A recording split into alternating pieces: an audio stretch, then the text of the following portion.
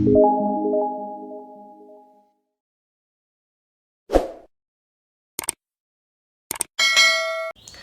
kenalin nama aku Lintang. Aku seorang mahasiswa jurusan okupasi terapi dan aku bikin video ini karena ternyata banyak banget di luar sana yang belum tahu tentang jurusan ini. Padahal prospek kerja Tuhan di Indonesia sendiri itu terus meningkat dan banyak, sedangkan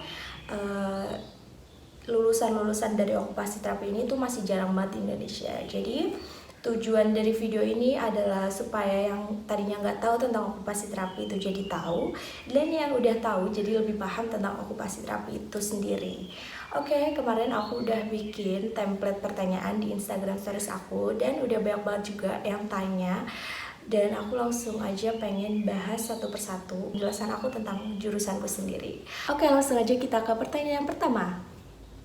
Jadi pertanyaan yang pertama itu pertanyaan basic yang sering banget ditanyain kalau misalnya aku ngomong jurusanku adalah okupasi terapi. Apa sih okupasi terapi itu sendiri? Okupasi terapi itu sendiri adalah basicnya suatu layanan kesehatan di mana pada tujuan akhir dari OT sendiri ada mencapai kemandirian si klien, supaya nantinya si klien itu yang tadinya nggak bisa beraktivitas mandiri atau sendiri, kayak misal mandi sendiri, makan, terus nyapu, mengepel, dan aktivitas keseharian lainnya itu bisa terlaksana secara mandiri gitu. Ternyata okupasi terapi itu nggak cuma menyediakan layanan untuk fisik aja, tapi dia juga menyediakan layanan untuk mental. Jadi nantinya klien-klien kita yang mempunyai keterbatasan mental atau gangguan mental itu pun diterima di masyarakat umum seperti orang kebanyakan. Pertanyaan kedua, banyak banget juga yang nanya okupasi terapi itu sendiri adanya di Universitas itu.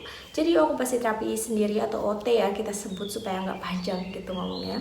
OT itu baru ada 2 di Indonesia, yaitu yang pertama di Poltekkes Kemenkes Surakarta, yaitu ada diploma 3 dan diploma 4 atau setara S1 terapan. Dan untuk di Poltekkes sendiri itu udah ada dua-duanya, yaitu udah ada D4 sama D3-nya. Tapi kalau di UI baru ada D3 setahu aku dan se-update aku gitu. Nanti kalau misalnya ada update terkini aku bakalan tulis di description box. S2-nya atau lanjutannya itu baru ada di luar negeri karena di Indonesia belum ada gitu. Itu sebab. Oke, banyak banget dari kalian juga yang nanya, emangnya OT tuh gajinya tinggi ya? Bahkan dia tuh masuk nominasi gaji tertinggi, pekerjaan dengan gaji tertinggi di dunia gitu. Jadi aku bakalan cerita dulu. Dulu dosen aku pernah cerita kalau dia itu ikut workshop dan itu tarafnya internasional. Nah, si pembicaranya ini ngomong kalau ada 10 jurusan atau 10 pekerjaan yang memiliki atau memegang nominasi dengan gaji tertinggi, dan OT itu masuk salah satu nominasinya gitu. Apa ya, untuk pandangan aku sendiri OT itu emang termasuk pekerjaan dengan gaji tertinggi. Kenapa aku bisa bilang kayak gitu? Karena jurusannya itu masih langka di Indonesia, sedangkan kebutuhan masyarakat atau kebutuhan tenaganya itu terus meningkat gitu setiap tahunnya. Jadi ya nggak memungkiri kalau OT itu masuk dengan jurusan dengan gaji tertinggi gitu. Oke, next ke pertanyaan. Nah, karena emang kita itu kerja nantinya dihitung per jam ya. Misal kita ada klien gitu, 1 jamnya itu sekian ribu atau sekian ratus kayak gitu. Jadi ya itu tergantung dari masing-masing, pendapat masing-masing, karena kan ukuran besar kecil itu juga relatif gitu ya. Oke, lanjut ke pertanyaan berikutnya, yaitu pertanyaan ketiga yang juga sering banget ditanyain sama adik-adik kelas aku kalau misalnya aku penyuluhan tentang jurusan dan universitas gitu ya. Di OT atau okupasi terapi itu harus bisa bahasa Inggris ya. Oke, jadi di OT itu kita nggak harus bisa bahasa Inggris, cuman kita dituntut untuk paham dan ngerti materi bahasa Inggris yang lagi kita pelajarin. Kenapa? Karena yang mengingat OT itu baru ada di Indonesia tuh, mereka ambil sumbernya juga dari luar negeri gitu, yang basicnya itu semua pakai bahasa Inggris kan.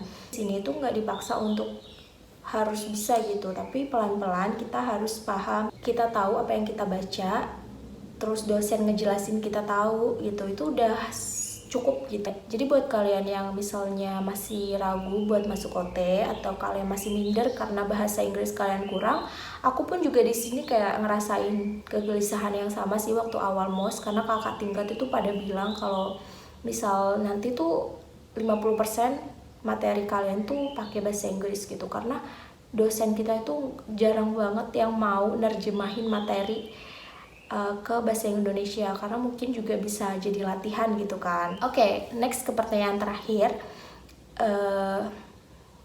OT itu belajar apa aja sih selama kuliah?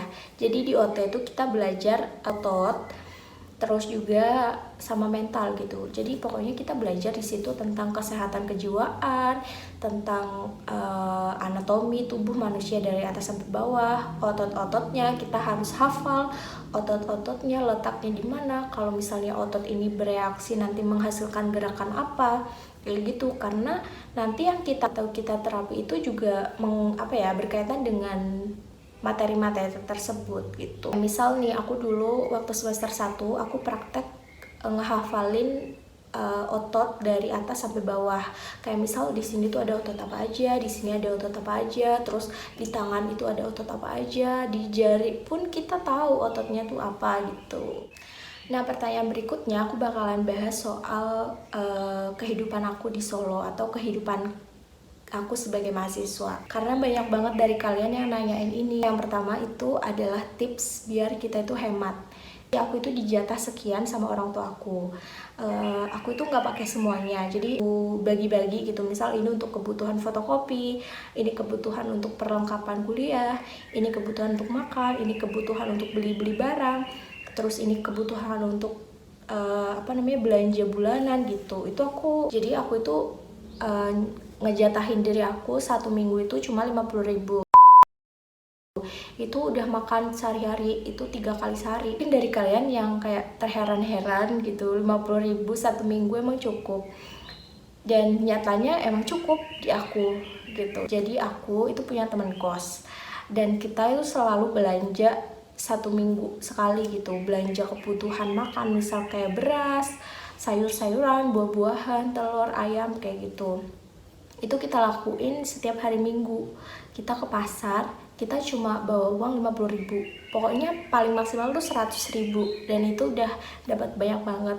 Kita udah dapat daging, kita udah dapat ayam, kita udah dapat beras, udah dapat sayur, pokoknya udah semuanya lah.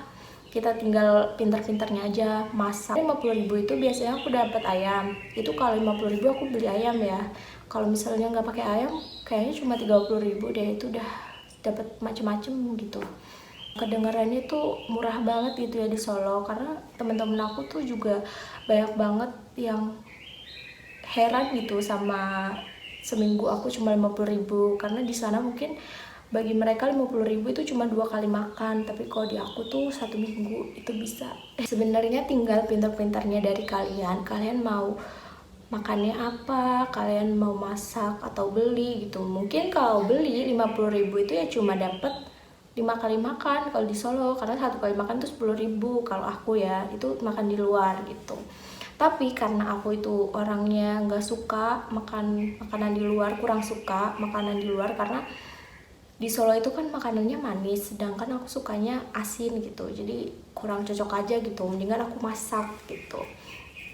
Terus untuk misalnya biaya aku pengen itu, kalau misalnya aku dapat suatu prestasi gitu ya ibaratnya, kayak misal dapat nilai bagus, aku lulus ujiannya, praktekku nilainya sempurna, terus aku pokoknya kayak nge-rewardin diri gitu, karena menurut aku itu tuh bagus untuk semangat kita. Selanjutnya aku bakalan bahas kosan. Jadi kalau di Solo itu kosan cewek di sekitaran kampus aku, kosan cewek itu untuk yang kamar mandi dalam itu tuh 600.000.